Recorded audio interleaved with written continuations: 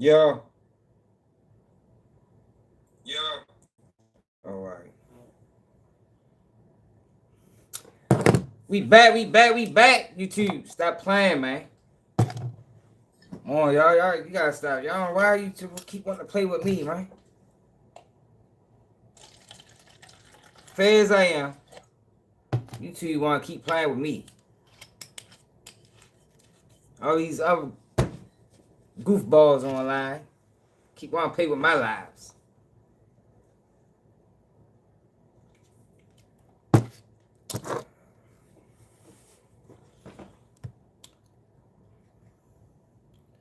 And y'all just looking at my analytics. And we gotta get hit that like button. Yeah, we gotta get a higher percentage of female viewers, man. And we gotta get this up. Ladies, come on now, support the real. Support the real, ladies. We only have 20%.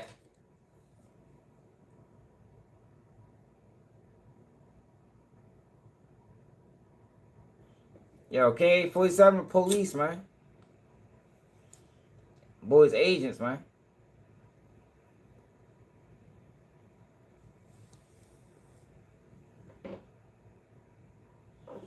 Ain't no X Street. Ain't no X Street nigga like he claims to be. Gonna be online hooting and hollering about a man need to be sentenced to prison over some street shit. Nah, man. Mm-mm. Even if he was the opposing side, like even in the streets, yo, even when you don't want your the so-called ops to go to prison. I mean, that ain't how that's supposed to work.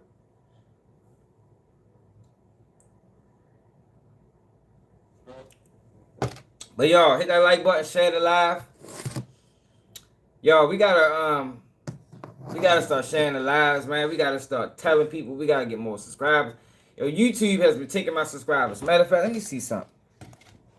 Cause I haven't been on here in a while. YouTube has been killing us in the last probably 6 months. When it comes down to subscribers, like my subscribers are all the way down. Like every time I gain subscribers, they take subscribers. Every time.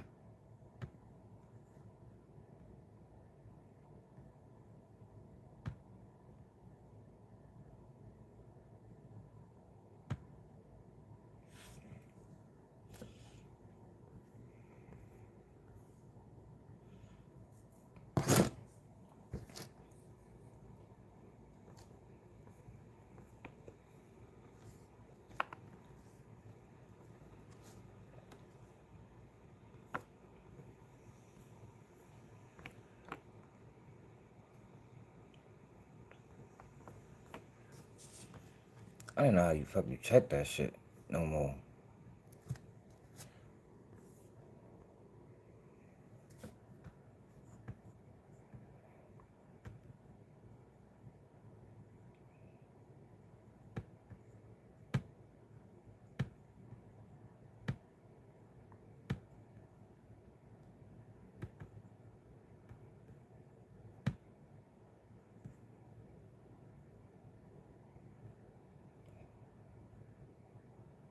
Look at this. And go back the last 90 days. It's like every day I'm losing subscribers. Look at this shit.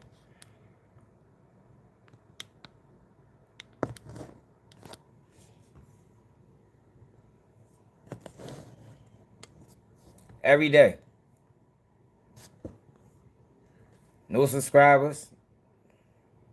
Lost one, gained one. Lost two, gained two. Like this is how they been playing with my numbers, y'all. Lost four, gained three. Lost two, gained eight. I ain't lose none that day. Lost one. Lost three, gained. Lost three, gained three. like this the games they playing with my numbers, y'all. What it is?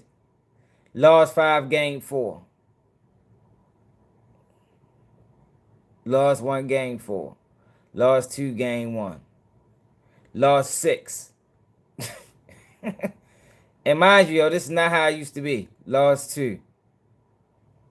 Lost 2, gained 3. So I only got 1. Lost 1. Lost 2, gained 4. So I only got 2 that day. Gained 1, lost 3. And look, all of them say other. Like they can't even explain it.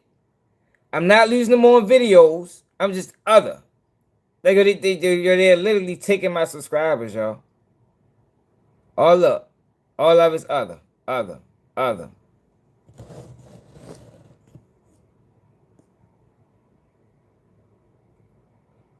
Look. It's all the same thing.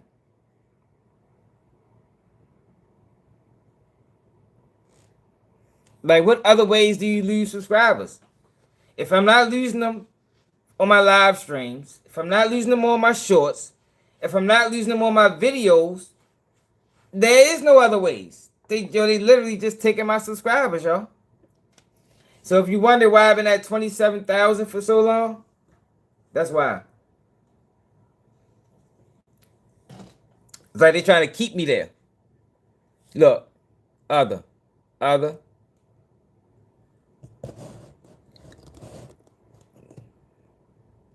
Look, I got 21 on that live stream. Watch the next couple days. Other, lost 1. Lost 1. Lost 1. Lost 8. You see what I'm saying? I just got 21. Then I lose 8 other on one day. Look. Gained 11. Gained 22. Lost 3.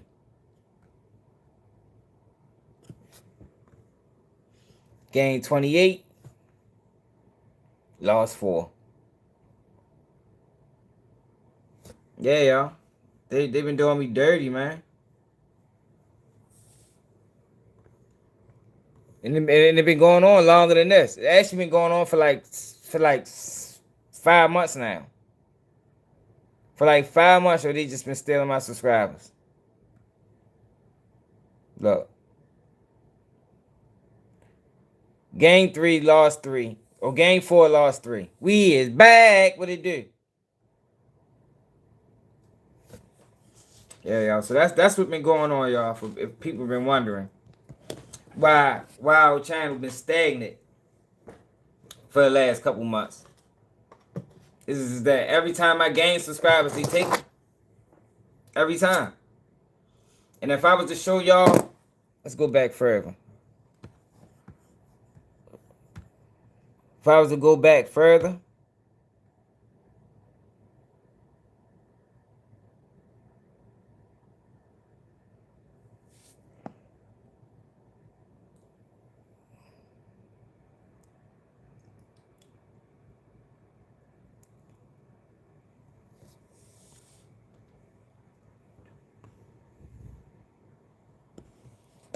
they wasn't doing me like that. Look. Game 22, game 26, lost 3. 35, 4.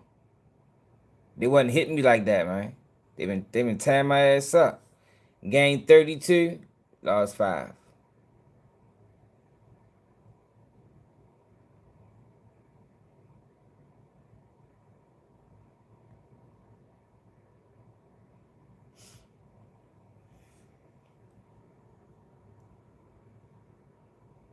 Hey, man. 2025, I've been through it. Yeah, yo, it has been. Charlie Kirk, y'all, is really what set it off, Mo. That's really when it started. When I started talking about, that was in September. Look. Lost 10. Look how my numbers just dropped. Right after September, after I did the Charlie Kirk shit, look at my shit just go all the way down now. Look. You feel me? My shit was steady as a motherfucker. I did that white on white crime month. Shit took a serious dip. Serious dip. Look at the chart.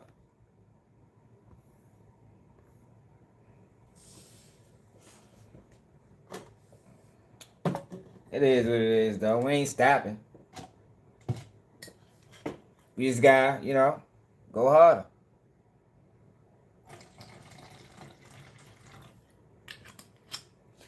Yo, but Boosie and Kodak Black is back at it again.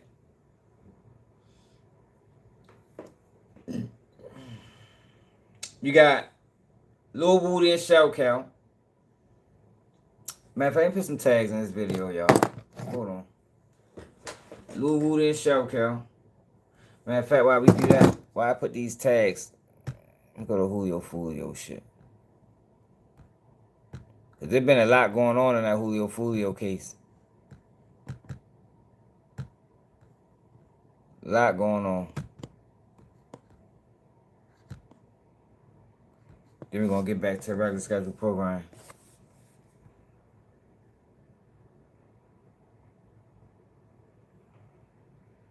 And Umar Johnson's still lying.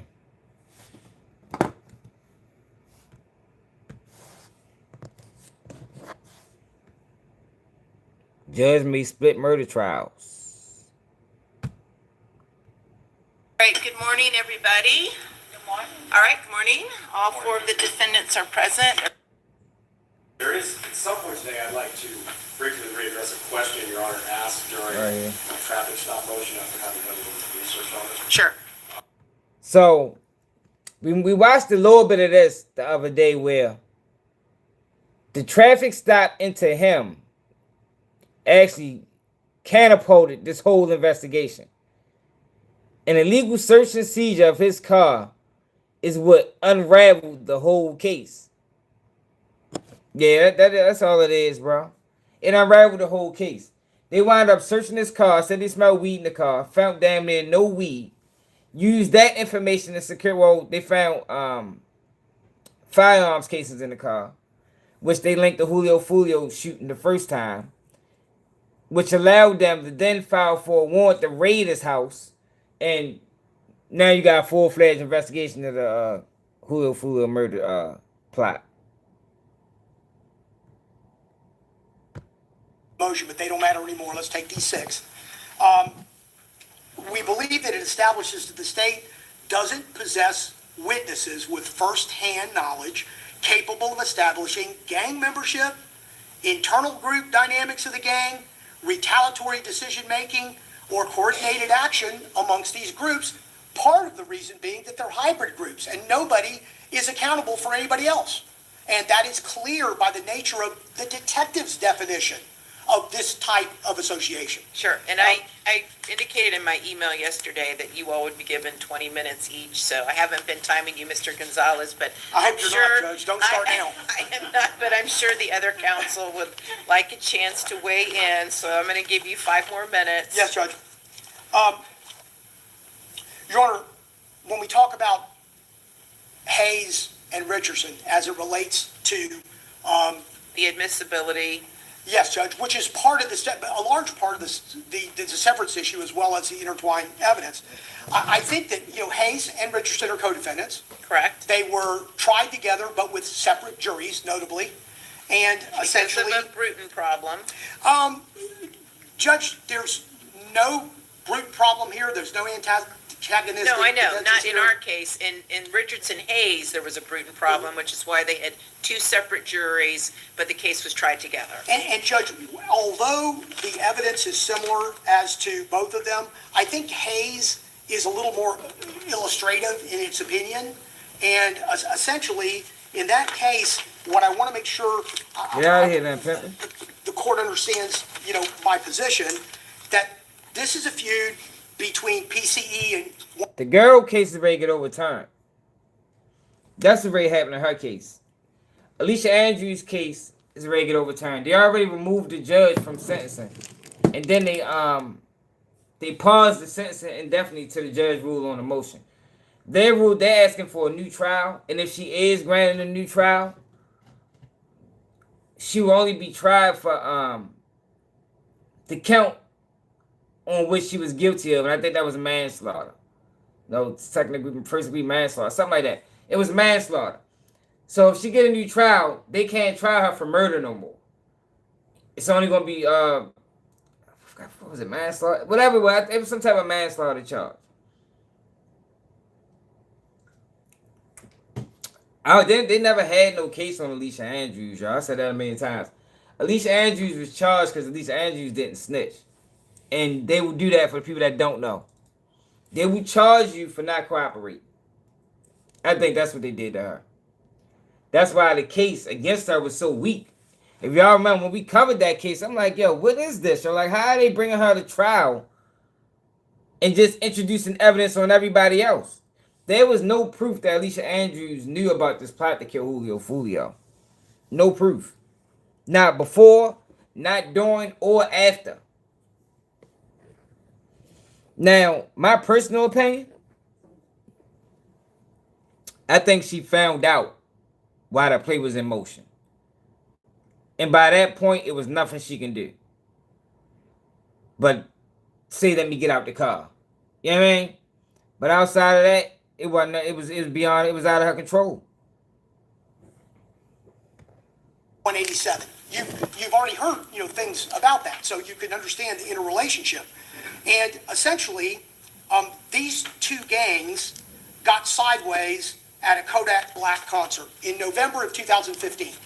And essentially, that spawned a street war between them that lasted approximately 76 days.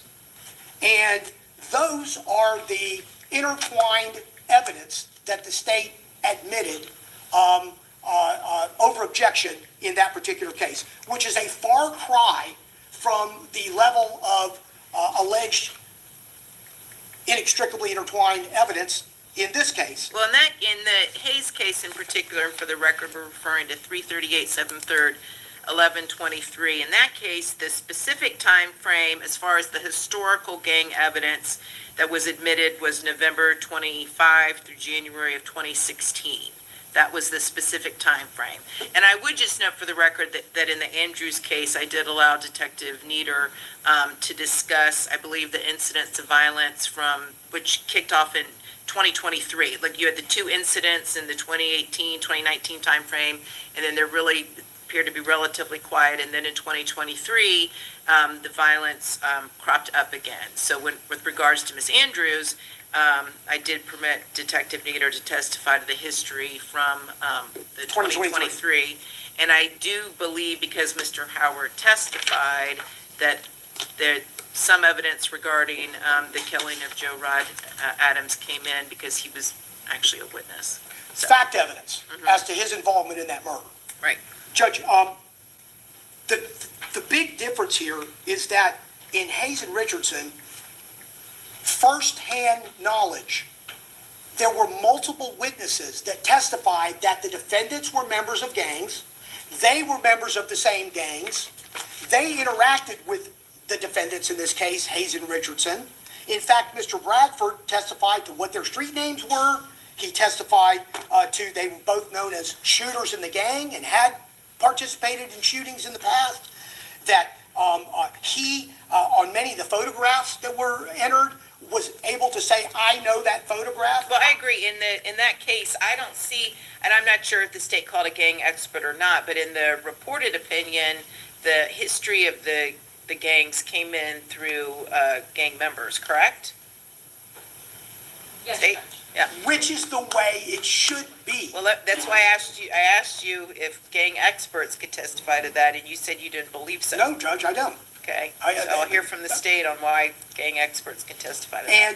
And so, Judge, if your court's read the opinion, you're not going to give me much more time. You're glaring at me. I get it. I'm not, for the record, that's not a glare, Mr. Gonzalez. I didn't want the record to reflect that. It's just a mindful look. Yeah, Judge, and I didn't want the record to reflect that actually as it was said. If you go through those two cases, with Hayes being a little more illustrative, you can see the 180-degree difference between those cases and these. And one of the major arguments of Mr. Murphy is that in circumstances like this, that's what the state needs. They need a first-hand witness to corroborate. They corroborated the videos that were admitted, the witnesses, the first-hand witnesses. They corroborated the photographs that were entered. They went so far as to be able to corroborate the car that was stolen and used in the murder because Mr. Bradford, the witness, supplied it. They were to the defendants. They were able to corroborate the gun that was used. And I don't disagree. It's a separate issue. So Judge, at the end of the day, again, I would rely on the motion and the particularity it sets forth, and essentially tell the court that the state can only establish the connection between the charged act and the prior act by relying on the detectives, in my estimation, I believe buttressed by the case law, improper testimony of lyrical interpretations. We skipped through that part. Yo, there's no evidence on him, y'all. There's no evidence on y'all. Based off the information that I've been listening to, they ain't really got shit on him. And what somebody thinks something says, without it being coded language, without it being a circumstance where this language is used over and over and over and over again, which would allow an expert to testify to it. I do not believe that any of these detectives should be allowed to testify as experts based on the arguments that I've made and also those that are in the motion. I've included their depositions, Judge, which I think are really instructive when they're talking at length about their jobs and what they do and how they do it and how they get their information. I don't think the court has to rely on me. I think it's very clear in the depositions under oath. And finally, Judge, that they are drawing these clues from songs that are released by artists that are commercially viable. They can't establish gang affiliation other than maybe by 874 criteria, which I think is different than testimony that would allow this evidence to be relevant and admissible. He was cooking last time. Especially to show that there's a motive for these killings. It should be done with competent, non-hearsay evidence, and those prior acts are rendered irrelevant when they're not done that way. okay, very good. Okay, let's see, Mr. Sonardi, do you have a motion as it relates to Davion Murphy on this topic? Or have you adopted Mr. Gonzalez's? As to the 6 prior acts that the state intends to introduce. Yo, all murders not created equal. It's amazing to me how people just say that. Like, our government just bombed a fucking school with an all-girls school, killed 182 girls. 182. No, it's not, y'all. That's not how it's viewed in the court. In the court, all murders are created equal. I mean, all murders aren't the same. All murders aren't the same, man. Nobody views it that way except for citizens. You know, the government don't view it that way either. Trump just got on the motherfucking, just did a whole press conference, say, yeah, Americans are gonna die in this war that ain't got shit to do with us. Americans gonna die, man. It's part of war. It's part of war, man. People lose their life, man. Now, innocent people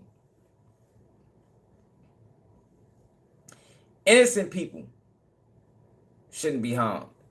But yo, if you involve yourself in street activity, then yo, you bound to succumb to, you know, the ways of the streets.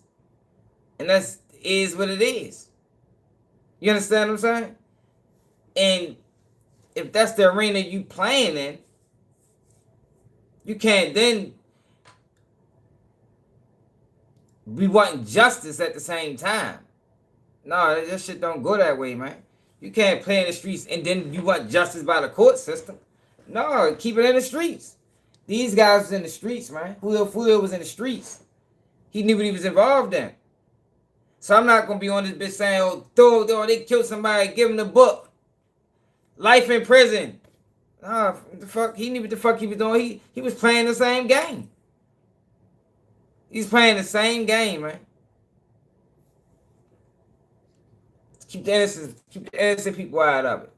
The women, the kids, the babies, the old folks. You know, but if this the life niggas want to live, do I recommend it? Fuck no. Do I understand it? Yeah. Rashad Murphy and Davion Murphy will adopt the arguments of Mr. Gonzalez on behalf of Rashad Murphy, and also add that we can establish that Mr. Davion Murphy was basically incarcerated either in the Jacksonville County Jail and Florida State Prison from 1916 until almost to January 2000. All right, yo, so. Oh, no, let I me mean, get 2016? You Yes. said 1916. I apologize. 2016. 2016 until January 2023.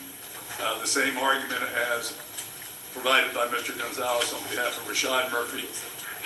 Mr. Davion Murphy is not alleged to be a suspect or anything in either of the 6 prior acts that the state intends to introduce.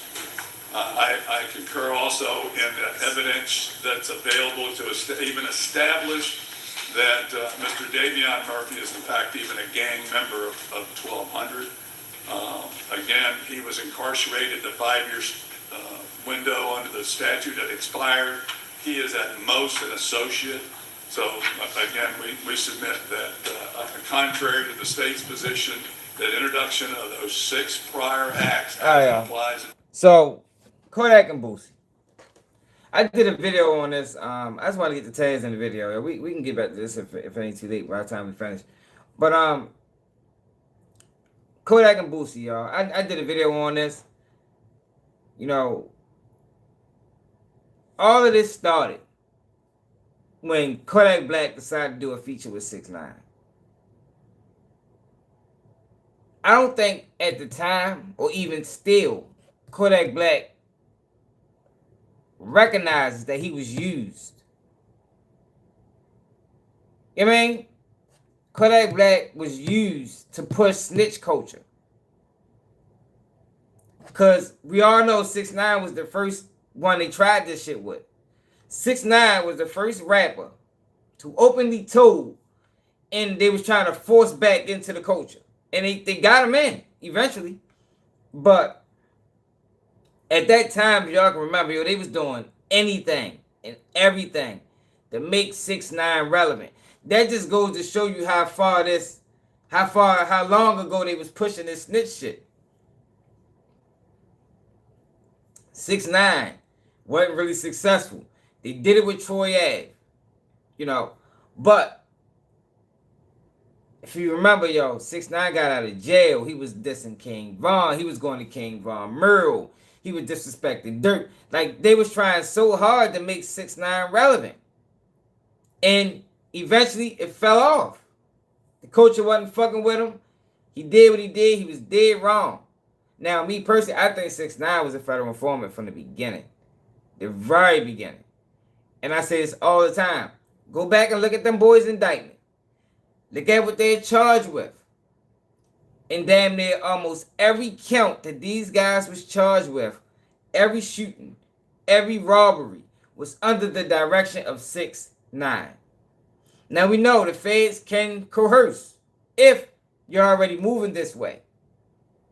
So the way the feds are allowed to get away with these type of predatory tactics is to say they was already robbing, they was already shooting.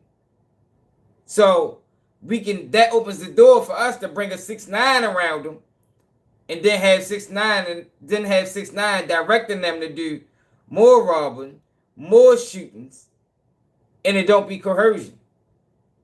It don't be entrapment. But Kodak Black allowed these people to use him. They used him. And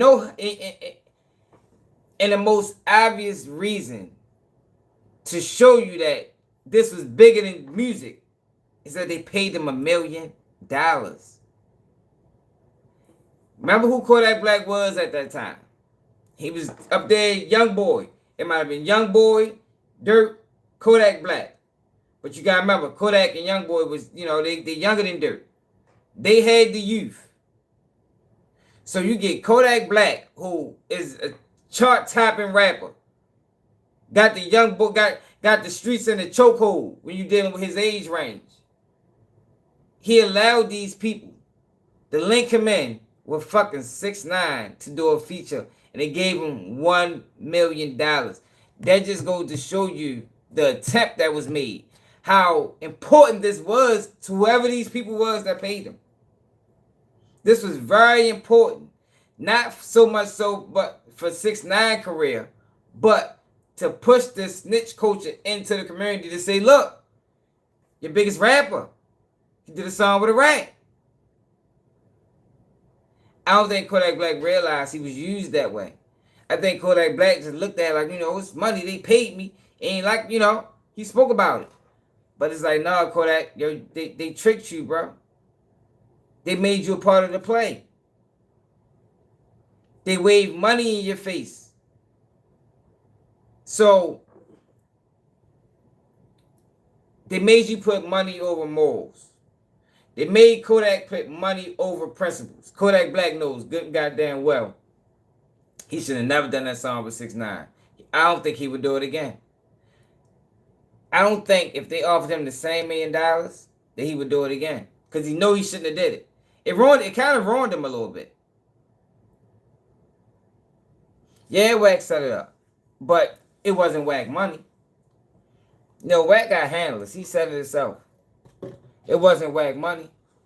But it just goes to show you, like, they paid that man $1 million. Kodak Black ain't never got another $1 million for a feature, I promise you. I bet my house on it. So if I was Kodak Black, that would have been my biggest question. Say I normally charge $100,000 for a feature. Why the fuck they trying to give me $1 million? You feel me? And I don't even think this wasn't a negotiated price. They probably came at him off the rip. We got $1 million for you. Ain't like, look, Kodak, we got 300,000. You do this song with 6ix9ine. He be like, man, I don't know, that nigga, right? I can't really fuck with him. All right, look, we got 450. Kodak, he still got questions. He still got reservations. No, I can't do it 450. All right, Kodak, we got $1 million. I think they came to Kodak with $1 million off the rip. We got $1 million, Kodak. We need you to do this feature with 6ix9ine. If I was Kodak in that situation, I would question why. I know Wack ain't giving me. I would question why and where. Why y'all trying to pay me $1 million to do a feature with this guy? You know it's against everything I stand on. And who is paying this money? Because we know it ain't Wack. Those are very important questions that Kodak Black should have had answered, or at least answered himself before he decided to do what he did. I think Kodak Black just looked at the money. I don't think Kodak Black really looked at the long term in this situation. Like, if you help push this shit, bro, it's forever. It's forever. It's there. That's what it is. It can't be erased. It's etched in stone. Kodak Black helped push snitch culture, which created Lil Woody, which created Hernandez Govan, which created Queso Farber, which created, you understand what I'm saying? He was probably the biggest piece to the puzzle. And still to this day, I don't think he realized it. Man, suit to LA, man. Straight up, hit that like button, subscribe to the channel if you're new. I don't think Kodak Black realized it. Now, I showed y'all what Boosie said. So we ready to go through the whole Jeffy. We ain't going through the tweets. We just gonna go through what was said. Because Boosie had some things to say today, and Kodak responded with some things to say as well.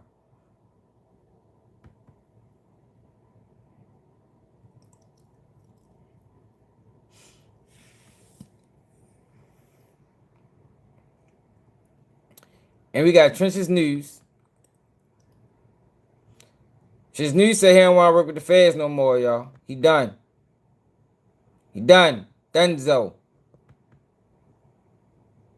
No more fed work for him.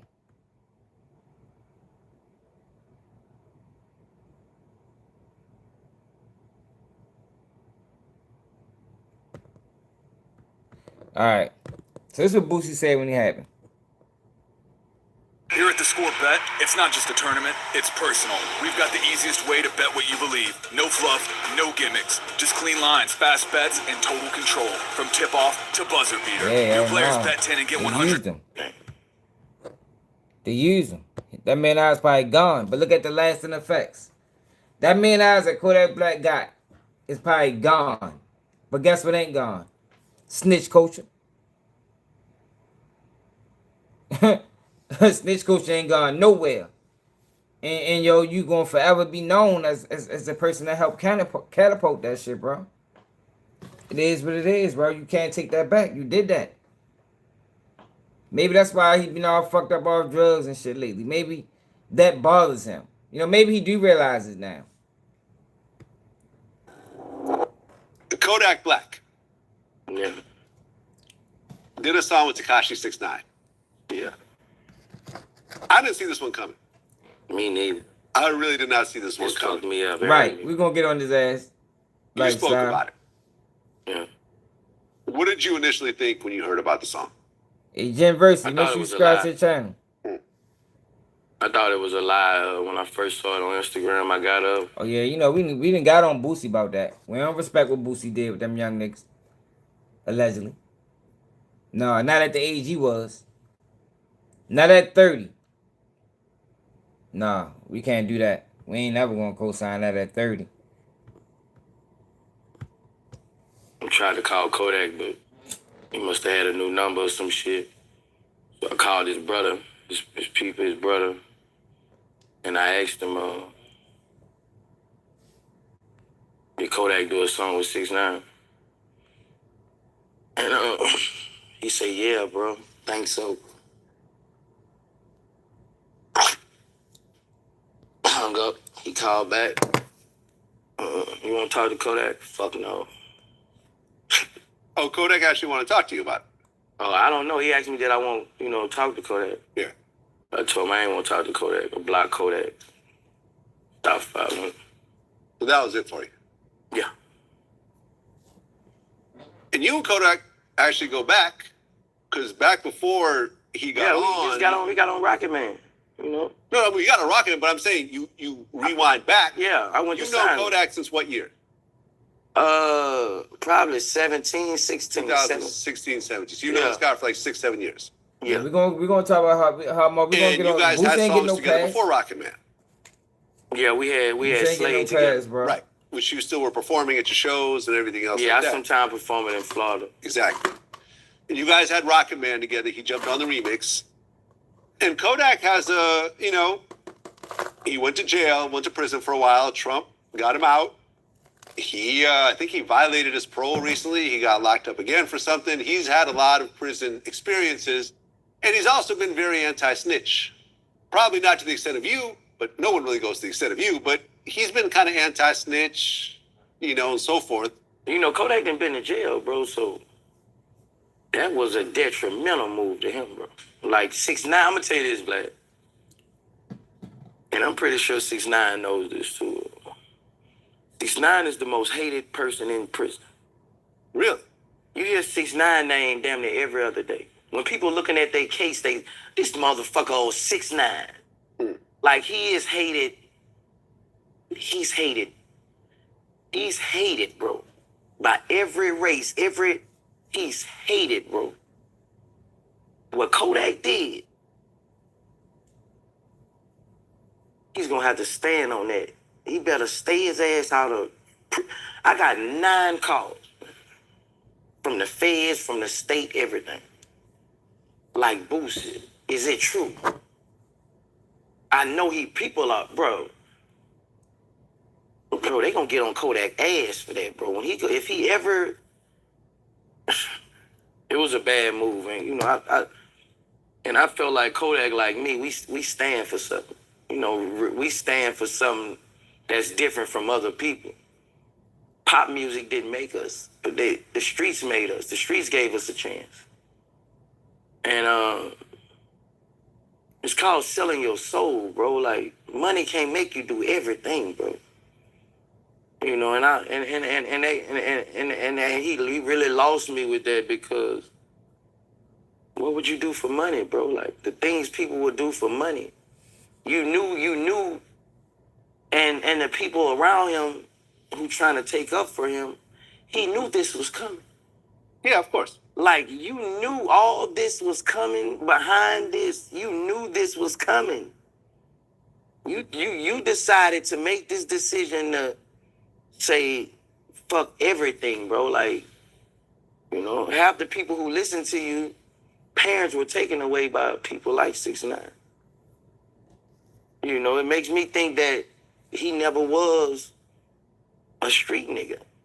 You know, it makes me think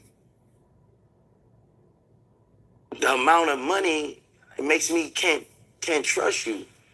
If you came to my home and somebody, when you left my home, say, I'm gonna give you $2 million, let me run in that motherfucker and take everything, you would do it. Yeah, he ain't lying. I don't try to, you know, you have no morals, you have no principles. A lot of people in that generation don't stand on principles. Now look, I agree with Boosie 100% on this situation, but we're gonna get on Boosie. So Kodak Black responded on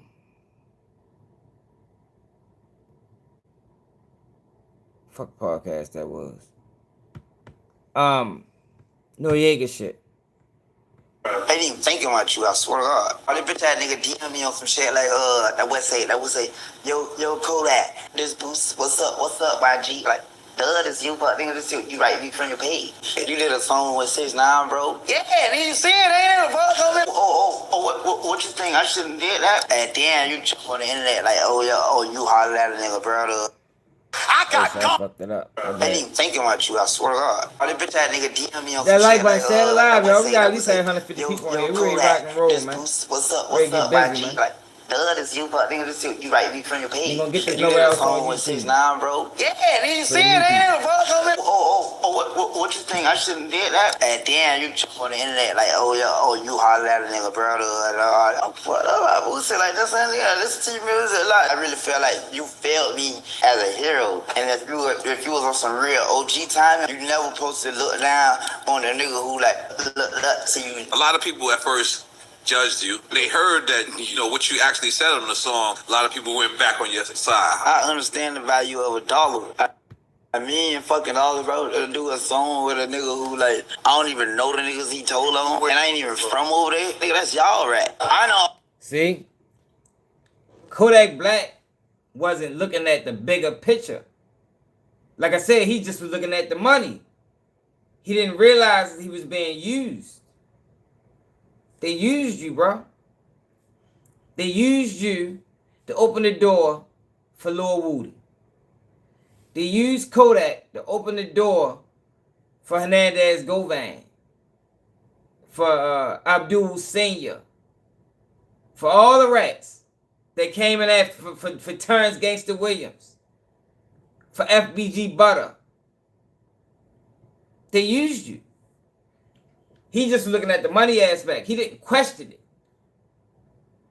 He never questioned, wow, yo, just think about that. $1 million for a feature. You've been rapping at this point for 6, 7, 8, 9, however many years. You've been hot probably for 4.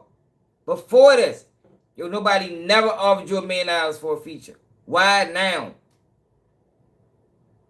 Why now? So, now, we know, in the video I detailed, it been some diss songs going back and forth. We ain't gonna get into all of that. But,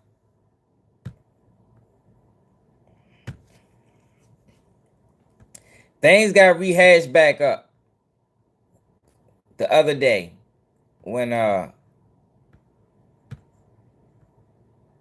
Kodak Black jumped on Boosie Live. Y'all know how we do. We gotta go through the whole process.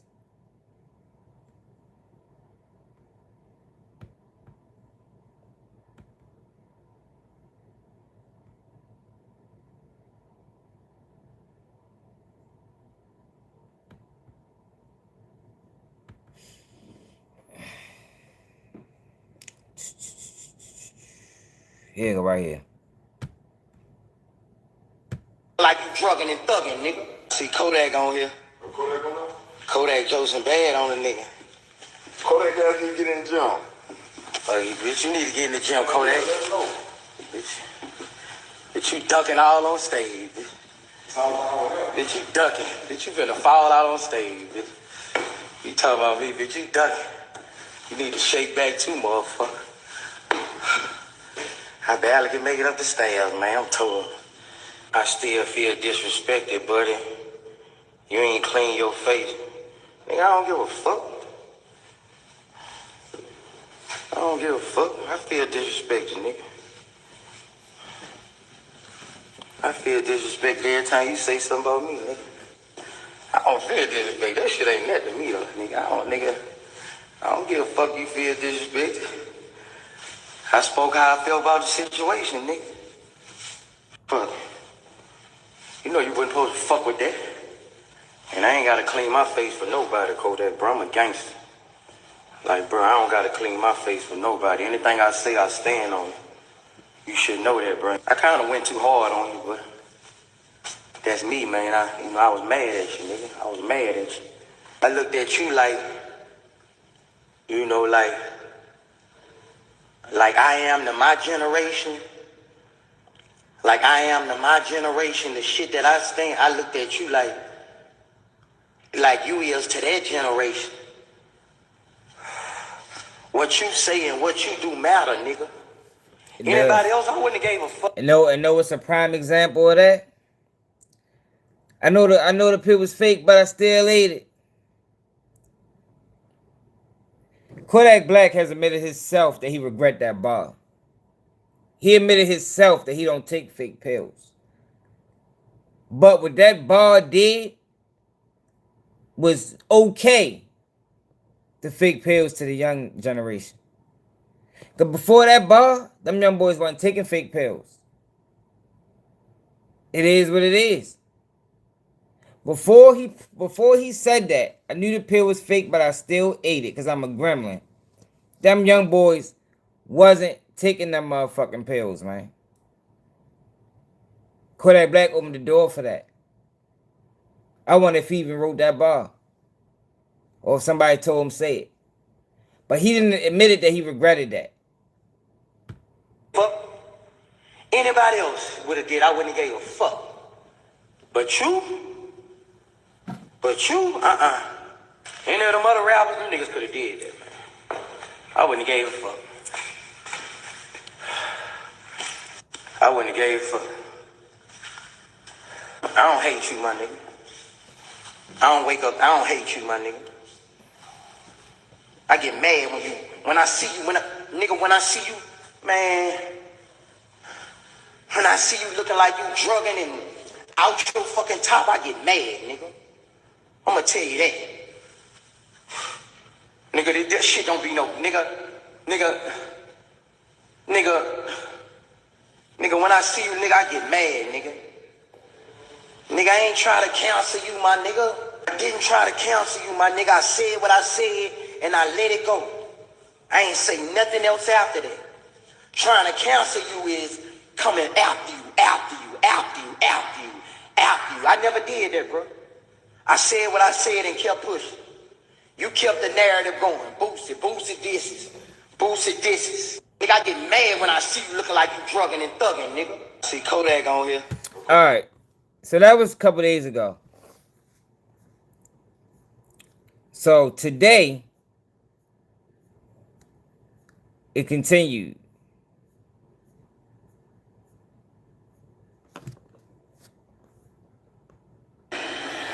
Man, let me speak some truth to this clown, man. You always say I tried to sign you, right? Yeah, I tried to sign you. But what happened in that session when I came, man? You snorted cocaine all motherfucking back and forth to the bathroom, nigga. Now, I ain't gonna lie, Boosie. You ain't have to say that. You ain't have to do that, bro. You know what I mean? Like, come on now. Like, that's a little flaw to me. You could have just been saying you was high the whole time. You ain't had to get specific and detailed about what the man was actually doing. You know, but, you know, that's how he handles this thing. Boosie got a lot of flaw in him, too. And we're going to discuss his flaw. You know, we ain't going to be biased. We're going to call him out when he right. You know, keep it real when he right. Call him out when he wrong. 5 of y'all. You was in the bathroom with my nigga Tunch snorting cocaine, my nigga. Back to back, my nigga. Back to back, my nigga. Like, I'm here to listen to music, nigga. You going back and forth to the bathroom snorting cocaine. And niggas wasn't taking it. I mean, maybe people was, y'all, but fake pills at that time, from what I remember, was frowned upon. Now, these young boys take them. They ask for them. They want them. They'd rather take the fake ones over the real ones. And that shit is killing people, man. Like, let's be honest, bro. Like, man, you full of hate. You full of jealousy, my nigga. You know, what kind of nigga be on a nigga live while you working out? Like, you obsessed, my nigga. And let's be gangster, bro. Let's tell the world how you got your name, my nigga. Kodak. You know how many times I said they called me Kodak, man, in my rhymes before you was even rapping, my nigga? Who? Let's be honest how you got your name, my nigga. See the real? Like, bro, like, you ain't like that, my nigga. Niggas in the feds look at you like a bitch, my nigga. You the only rapper to ever check PC, go to the feds, my nigga. Like, man, you ain't like that, bro. Like, and it's the blood of Jesus over here. You voodoo, my nigga. We ain't gonna see eye to eye. We ain't gonna see eye to eye, my nigga. Like, yeah, you always talking about, nigga, I tried to sign you. Nigga, you was stinking, bro. Your fucking boxes was filthy, like. Now look, y'all. Now people, so urban politician did a video on this situation earlier, right? And I said, yo, Kodak was definitely on PC. And the dude like, well, what you mean he rich? Yo, that ain't no excuse, y'all. Like, yo, this is the thing people got, yo, rappers got to be held accountable. More than probably me or you. Because their influence. Their word means something to some people. You understand? So when you a rapper, like a Kodak, or a Boosie, or a Young Boy, or a Lil Durk, and you rapping all this gangster shit, killing, robbing, drug selling, drug using, all of the above, yo, you can't go to jail and then check in on PC, yo. I don't give a fuck how much money you got. Because these kids or these people that's following you, they on front line. You feel me? They on a compound. They out that bitch living and dying about this music, yo, that you're rapping. But you're not standing on it. They is. Kodak Black was on PC, y'all. I showed y'all a nigga from my city, rapper. Free CTM Ball. He said it. This before I heard it from Main Music. This before I heard it from BG. This before I heard it from any one of them guys, man. CTM Ball did an interview with me. And he said, yo, Kodak Black was on PC. It's real. And Kodak Black has yet to address it. He has yet to address it. He's denying it. Will let you know that he knows that he know good and goddamn well he shouldn't have been on no motherfucking PC. So he won't believe the fuck they want to believe anyway. No matter what you tell them. What that motherfucker said. The One Love, you what? Where you was at when One Love was? Yeah. Yeah. So how was that? Yo, that was the first time you went with the feds? You around different people from all different parts of the world. Right. So where was where was you at? All over. Wherever they wanted to send me at. West Virginia. You ran across some good people on there, like you. Who you? I went to West Virginia, Pennsylvania, Oklahoma. We go to Oklahoma through transit. Atlanta, Kentucky, all that shit. But you run into who you run across, man? You ain't run across nobody that anybody know, that the world know? Yeah. In Big Sandy, where I just was at Big Sandy,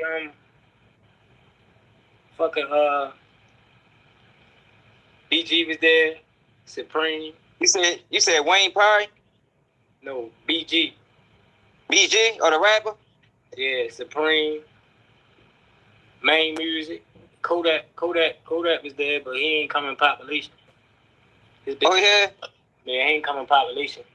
He did some little. Oh. So hold on. So was he on admin or was he on PC? What the fuck he was doing? You know how I know all of us, everybody that was, you see who I just named, we went through quarantine and we went on population.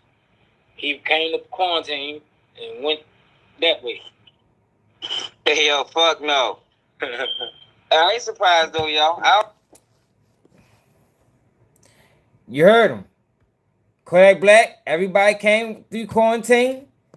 Kodak Black went through quarantine and went the whole nother direction. He checked in. Yeah. Man, ain't coming population. Yeah. But you run into who you run across, man? You ain't run across nobody that anybody know, that the world know? Yeah. In Big Sandy, where I just was at Big Sandy,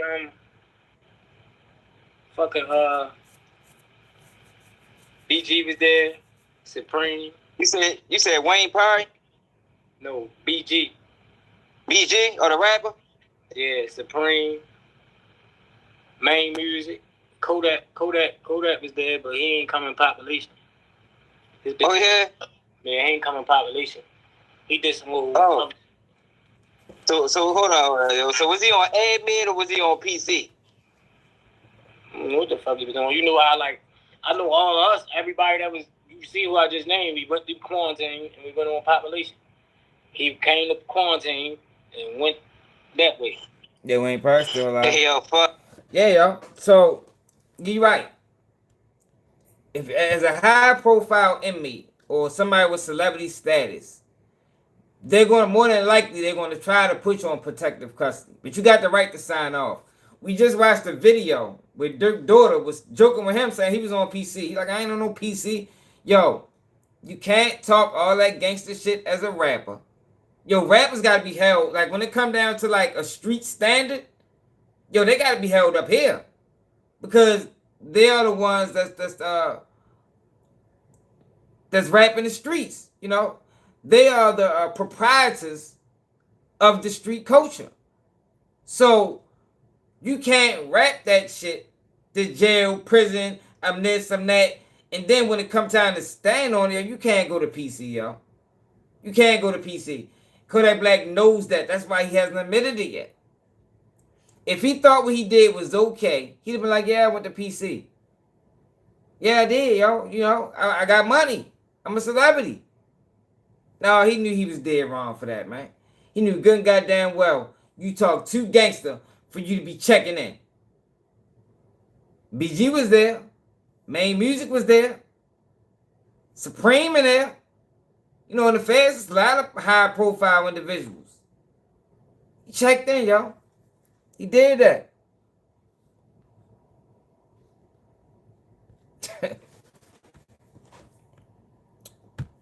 And he got to stand on that. And ask Kodak, bro. I mean, ask niggas who was there. Ask niggas who was... Nigga, you got dirty the whole night, my nigga. Like, nigga, you ain't Boosie, my nigga. Like, you could never be, my nigga. Like... bro, you full of hatred. You full of jealousy, man. Who's WP? You need to get yourself together, man. Like... Once you check PC, man, like you a sucker in all the real niggas' eyes across the world, bro. You know, like let's keep it real, man. Like you ain't like that, nigga. You ain't like that at all. Man, let me speak some truth. All right, now look.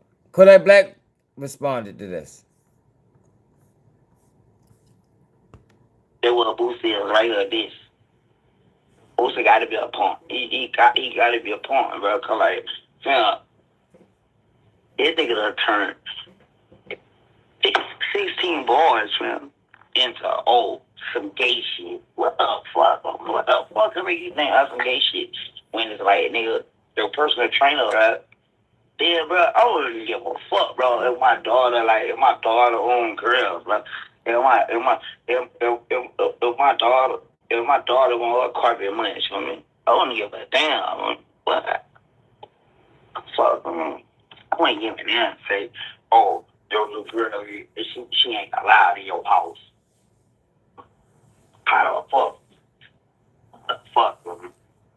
How the fuck can you do? Same little girl.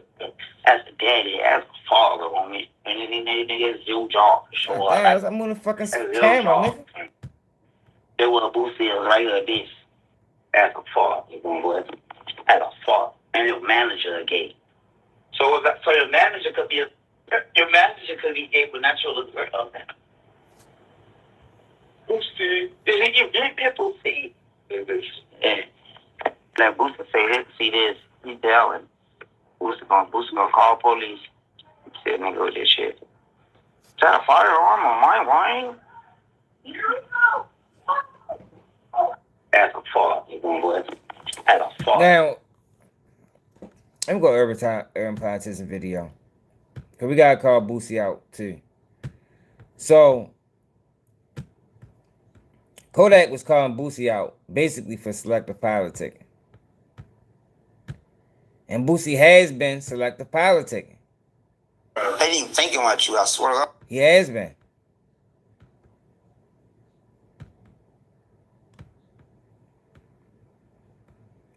Now, do people know what that Kodak Black checking in situation was all about? So, hold up, before I get to that.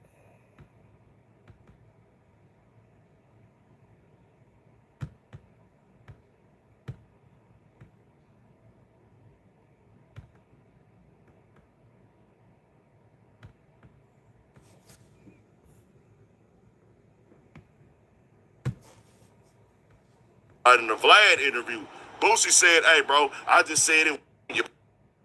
Who's training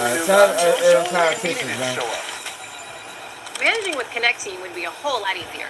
You pivot at all times, man. Happens again, and you already know how the show go. For shit show, we outside with it. Getting our flip on through the town one time. Had to pull up to a couple spots today, run a few errands, but I had to take some time, pull over here in the cut. So, Kodak Black called Boosie out for begging for a pardon. I called Boosie out for begging for a pardon. Because begging for a pardon is outside of everything Boosie said he stood on. I done heard Boosie on interviews say, I ain't begging nobody for nothing. I heard Boosie on interviews tell Terrence Williams to do your time. You know what I mean? Remember that? It went viral. Vlad TV. Do your time, nigga. Some of us gonna make it, some of us ain't. Y'all remember he said all of that. So, yo, you can't be like, all right, one time was cool. When he asked Trump for a pardon one time, that was cool. Yo, but 3, 4, 5 times? Now you begging, bro. I can't fuck with that. Boosie was he was flawed for that. And Kodak Black is pointing out his flaw. Because it's like, all right, Boosie, you on my heels about the 6ix9ine shit, which Kodak was wrong. But you ain't moving all the way righteous either. You know what I mean? You backtrack on T.I. You ain't say shit about Thug. You was begging like a motherfucker from Trump on a pardon where, yo, you wasn't even facing that much time, bro. Even when it was evident that the judge was only going to try to give him 2 years max, you still was begging for a pardon, my nigga. You know what I mean? It was in paperwork that, he wasn't getting no more than 2 years. And he still was begging for a pardon. So it was like, all right, Boosie, what we doing here? You talk all this gangster shit. Take accountability for your actions. Stand on it. You got caught. However you got caught. You got caught. Own it. I ain't saying don't fight it. But you shouldn't be begging for no motherfucking pardon either. I don't know. Man, straight up, appreciate it, D-Day. And let y'all know what was the latest up. As recently we seen what went down between these two. They've been having these issues for a little bit now since Boosie went hard and Kodak Black for doing the song with 6ix9ine. They've been having a little back and forth, little riffs in there. But Boosie was live on Instagram recently. Kodak Black went into the comments, told him he need to come clean his face up, get right with him. They kind of was having an exchange and a back and forth. Kodak Black eventually went to his Instagram story and threw Boosie up when he was playing a movie role, acting like he was telling on somebody. Like, hey, this is Boosie right here. Boosie was like, nah, I was just acting. I know you want to be a part of the movies. And then he said that you should come play a crackhead because that's really who you are at that point in time. Well, Kodak Black whole angle with Boosie right now is you went hard at me, you disrespected me, but you picking and choosing, and you move like a hypocrite because he said, hey, you quit at me for doing a song with 6ix9ine. You say that I had all these issues, I was a problem, I was foul. Other people in the industry, some of them you may know, some of them are people that got names, and he's saying, hey, you didn't have that energy for them. You ain't jump out there over what you saw with them going on. Why is you going so hard at me? Well, now, Kodak Black found another moment of hypocrisy where he can go at Boosie from a Vlad TV interview. And I can't put that up here, but it was him talking about Lil Wayne taking a picture with Donald Trump. And he threw that part up on there, and you can go find it on Vlad. Some people know how to get around the copyright issues that Vlad be giving people. I'd rather just not even deal with it. Go look at it over there. But he said, did he immediately go beg Trump for a pardon? I'm just showing repetitive patterns of Boosie being an F nigga.